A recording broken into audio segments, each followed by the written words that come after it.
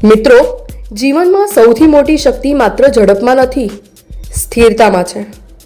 એક નાનો દીવો પણ જો પવનમાં સ્થિર રહે તો આખો અંધકાર દૂર કરી શકે છે.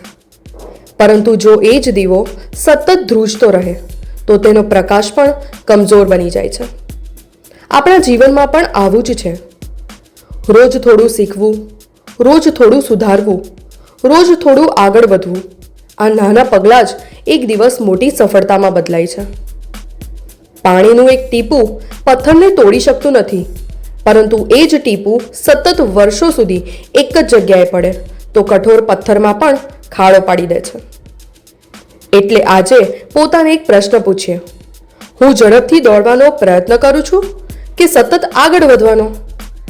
મિત્રો, યાદ રાખીએ, ઝડપ આપણને થોડા સમય માટે આગળ લઈ જાય છે, પરંતુ સ્થિરતા આપણને ખૂબ દૂર સુધી પહોંચાડે છે.